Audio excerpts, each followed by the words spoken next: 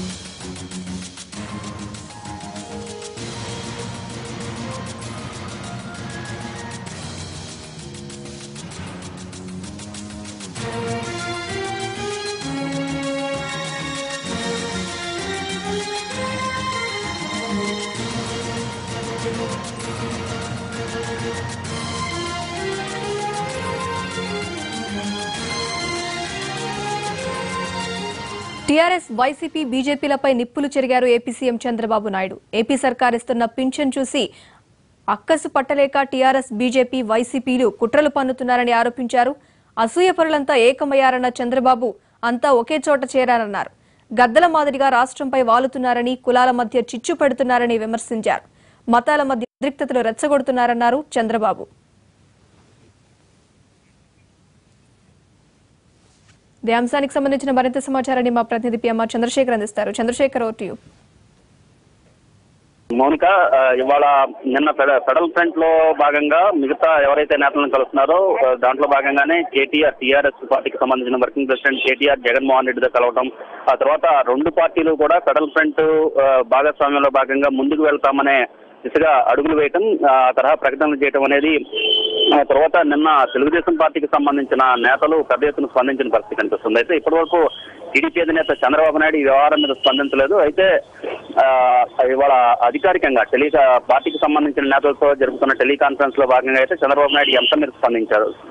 ఈ ఒక విధంగా చూసుకుంటే కొంత సీరియస్ కామెంట్లే చేసినట్టుగా కనిపిస్తుంది. అసూయ పరులంతా ఒక చోట చేరారు, గద్దల్లాగా ఏపీ మీద వాళ్తున్నారు, కులపరమైన చిచ్చు పెట్టే ప్రయత్నం చేస్తున్నారు అన్న కామెంట్లు చేయడం ద్వారా, మతపరమైన చిచ్చు రేపే ప్రయత్నం చేస్తున్నారని కామెంట్లు చేయడం ద్వారా అసదుద్దీన్ ఓవైసీ కావచ్చు, అలాగే ఇటీవల తలసాని శ్రీనివాస్ యాదవ్ తెలంగాణ ప్రాంతంలో పర్యటించారు. ఆ అంశానికి సంబంధించి వీటిని దృష్టిలో పెట్టుకుని చంద్రబాబు నాయుడు కామెంట్లు చేశారని చెప్పి అనుకోవచ్చు. అలాగే ఒక తలసాని శ్రీనివాస్ యాదవ్ కాకుండా బీసీలకు చెందిన తెలంగాణ ప్రాంత నేతలు ఇంకొంతమంది ఏపీలో పర్యటించే అవకాశం ఉంది, కులాల వారి సమావేశాలు పెట్టే అవకాశం ఉందన్న ప్రచారం కూడా జరుగుతున్న నేపథ్యంలో చంద్రబాబు నాయుడు ఈ మొత్తం వ్యవహారాన్ని కొంత సీరియస్ గానే తీసుకున్నట్టుగా కనిపిస్తుంది. సో దీనికి పెద్ద ఎత్తున కౌంటర్ ఇచ్చే దిశగానే పార్టీ శ్రేణులు కూడా చంద్రబాబు నాయుడు సమావేశిస్తున్న పరిస్థితి కనిపిస్తుంది. సో ఒకవైపు వర్గాల వారీగా ఏదైతే టీఆర్ఎస్ పార్టీ కావచ్చు, వైసీపీ కావచ్చు, అందరినీ టార్గెట్ చేసుకుంటూ బీసీ ఓట్ బ్యాంక్ ని టార్గెట్ చేసుకుంటూ వెళ్తున్న క్రమంలో దానికి విరుగుడుగా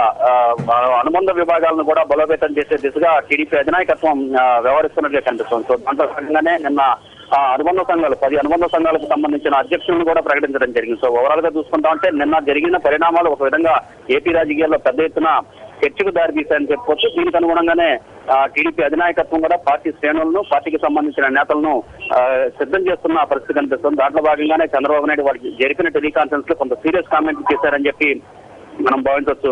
మౌనిక, అయితే చంద్రశేఖర్, ఇప్పుడు మనం చూసినట్లయితే ఇంతకు ముందు ఎప్పుడైతే ఈ మీటింగ్ జరిగిందో ఆ తర్వాత టీడీపీ నేతలు కొంతమంది రియాక్ట్ అయ్యారు. ఆ తర్వాత ఇప్పుడు ప్రస్తుతం చంద్రబాబు టెలికాన్ఫరెన్స్ లో నేతలతో తదుపరి వ్యూహాన్ని ఏ విధంగా అమలుపరచబోయే అవకాశాలు మనకు కనిపిస్తున్నాయి? ఖచ్చితంగా చంద్రబాబు నాయుడు వాళ్ళు టెలికాన్ఫరెన్స్ లో మాట్లాడిన విధానం చూస్తా ఉంటే కొంత అగ్రెసివ్ మోడ్ గా వెళ్లడంతో పాటుగా ఫస్ట్ నుంచి కూడా బీసీలు తెలుగుదేశం పార్టీకి ఓట్ బ్యాక్ గా ఉంటారన్న అభిప్రాయం ఉన్న నేపథ్యంలో బీసీలను టార్గెట్ చేసుకుంటూ వైసీపీ అలాగే టీఆర్ఎస్ కూడా వెనుదనుగా వైసీపీకి వెనుదనుగా నిలిచి రాజకీయం చేస్తుందన్న భావన అయితే తెలుగుదేశం పార్టీ వర్గాల్లో ఉన్న నేపథ్యంలో బీసీ ఓటు బ్యాంకును ప్రధానంగా బీసీ ఓటు బ్యాంకును కాపాడుకోవడంతో పాటుగా వివిధ వర్గాలు అంశాల వారీగా సంబంధించిన వ్యవహారాలని బేరీజు వేసుకుంటూ ఎప్పటికప్పుడు ప్రణాళికలు సిద్ధం చేసుకుంటూ అంటే యువత, విద్యార్థులు, మహిళలు, డ్వాక్రా మహిళలు ఇలా రంగాల వారీగా విడిపోతూ దానికి సంబంధించిన ఎవరికి వారు ప్రభుత్వ పథకాలను ప్రజల్లోకి తీసుకువెళ్లే విధంగా ఒక కార్యాచరణ సిద్ధం చేసుకునే సూచనలు అయితే చాలా స్పష్టంగా కనిపిస్తున్నాయి. అట్ ద సేమ్ టైం జేహో బీసీ సభను కూడా ఈ నెలాఖరులో నిర్వహించబోతున్నారు. సో దీనికి సంబంధించి కూడా ఒక పటిష్టమైన కార్యాచరణను ప్రకటించడంతో పాటుగా జేహో బీసీ సదస్సును పూర్తి స్థాయి విజయవంతం చేయడం ద్వారా బీసీలందరూ కూడా తెలుగుదేశం పార్టీ వైపే ఉన్నారు, తెలుగుదేశం పార్టీ వైపు మొగ్గు చూపుతున్నారన్న సంకేతాలు ప్రజల్లోకి పంపేందుకు బలమైన వ్యూహరచన కూడా చంద్రబాబు నాయుడు చేస్తున్నట్టుగా కనిపిస్తుంది. సో ఓవరాల్ గా చూసుకుంటా ఉంటే అంశాల వారీగా, వర్గాల వారీగా ప్రజల్లోకి ప్రభుత్వ పథకాలను తీసుకువెళ్లేందుకు ఒక గ్రౌండ్ ని చంద్రబాబు నాయుడు ప్రిపేర్ చేస్తున్నట్టుగా మనం భావించవచ్చు. మౌనిక, అయితే పిఎం చంద్రశేఖర్ ఇప్పుడు మన చంద్రబాబు ప్రస్తుతం ఫెడరల్ ఫ్రంట్ పై ఎలాంటి వ్యాఖ్యలు చేశారు, దీని గురించి చంద్రబాబు వ్యూహం తదుపరి ఏ విధంగా ఉండబోయే అవకాశాలు కనిపిస్తున్నాయి?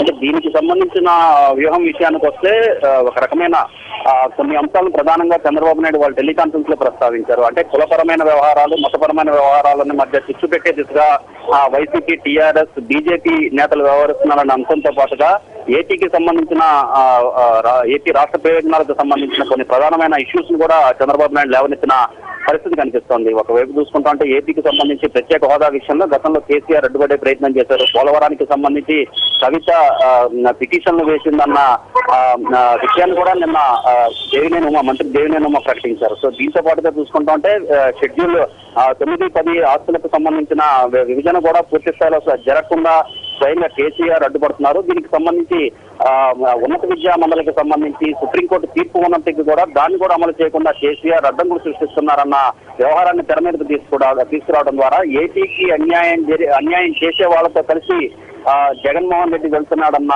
విషయాన్ని ప్రజల్లోకి తీసుకెళ్లడం ద్వారా కొంత ఆంధ్ర సెంటిమెంట్ ని డ్రౌట్ చేసే దిశగా చంద్రబాబు నాయుడు వ్యూహం రచించుకున్నట్టుగా